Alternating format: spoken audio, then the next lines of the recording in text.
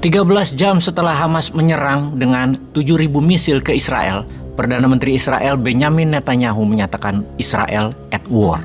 Israel berperang melawan Palestina secara resmi dan terbuka, dan mulailah Israel melakukan serangan balik ke Palestina di Gaza terutama. Awalnya, di hari Sabat, hari sucinya Yahudi, Hamas menyerang dari sisi selatan Israel dengan roket ke arah Yerusalem dan Tel Aviv juga yang menewaskan 300-an orang lebih, melukai lebih dari 1.000 orang penduduk sipil dan menculik serta menyederai puluhan tentara dan menyerang instalasi militer Israel. Serangan Hamas terkoordinasi rapi dari darat, laut, udara. Dari udara menggunakan paraglider menembaki warga, kapal atau semi-military boat, juga drone. Dari darat ratusan orang bersenjata roket, senjata serang, dan ribuan warga turun masuk ke perbatasan Israel juga menggunakan bulldozer untuk membuka pagar kawat perlindungan warga Israel dengan Gaza Palestina.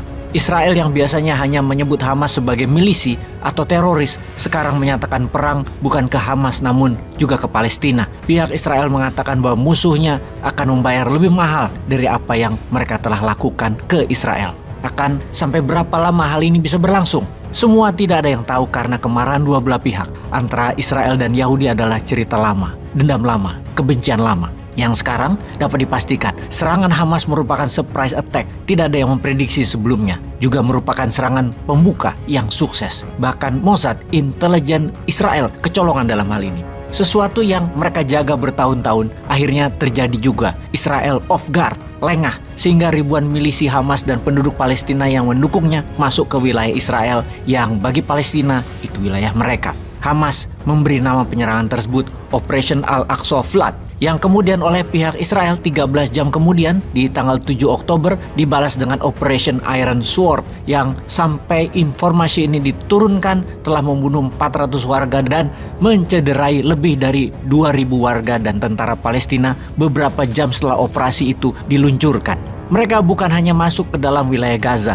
namun juga menarget top leader Hamas di tengah permukiman penduduk Palestina di Gaza. Bahkan bukan hanya roket misil diluncurkan atau RPG, namun pesawat jet tempur Israel menembaki semua tempat yang diduga markas Hamas, dan ini sudah merupakan serangan brutal dari kedua belah pihak. Serangan ini terbesar dalam 2 dekade terakhir semenjak Israel mundur dari Gaza di tahun 2005 dan Hamas menguasai penuh wilayah Gaza di tahun 2007 dengan pemilihan umum yang mengalahkan kelompok Fatah milisi lainnya. Sebentar sahabat, kita jelaskan sedikit tentang sejarah jalur Gaza agar kita waspada dengan masalah yang terjadi di sana. Jalur Gaza adalah sebuah kawasan terletak di pantai timur Laut Tengah, bagian dari wilayah negara Palestina berbatasan dengan Mesir di sebelah barat daya dan Israel di sebelah timur dan utaranya. Jalur Gaza memiliki panjang sekitar 41 km dan lebar antara 6-12 km, seperti The Line-nya Saudi yang mau dibangun itu. Ya memang Gaza adalah jalur panjang. Populasi di jalur Gaza berjumlah 1,7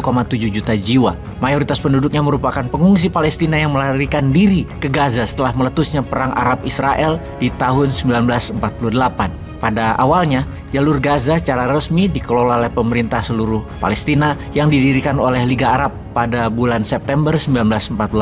Sejak pembubaran pemerintah seluruh Palestina tersebut pada tahun 59 dan 67 atau pada tahun 1959 hingga tahun 1967, jalur Gaza secara langsung dikelola oleh Mesir. Israel merebut dan menduduki jalur Gaza pada Perang 6 Hari pada tahun 1967 dan kemudian berdasarkan persetujuan damai Oslo yang disahkan tahun 1993, otoritas Palestina ditetapkan sebagai badan administratif yang mengelola wilayah tersebut. Israel masih mempertahankan kontrol terhadap jalur Gaza di wilayah udara, wilayah perairan, dan lintas perbatasan darat dengan Mesir. Israel menarik diri dari jalur Gaza pada tahun 2005 setelah ada konflik dengan Hamas dan Gaza menjadi bagian dari teritori Palestina, dan kemudian setelah pemilihan umum legislatif Palestina di tahun 2006, Hamas menjadi penguasa de facto di jalur Gaza yang kemudian membentuk pemerintahan Hamas di Gaza. Lalu ada teori konspirasinya. Masa sih Israel yang terjaga 24 jam sehari atas serangan musuh-musuhnya?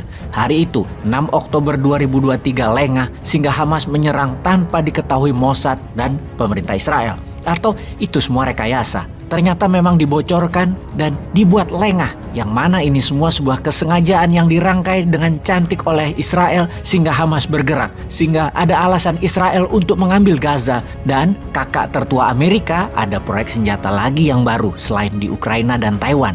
Kita tunggu tanggal mainnya. Selalu waspada. Peace.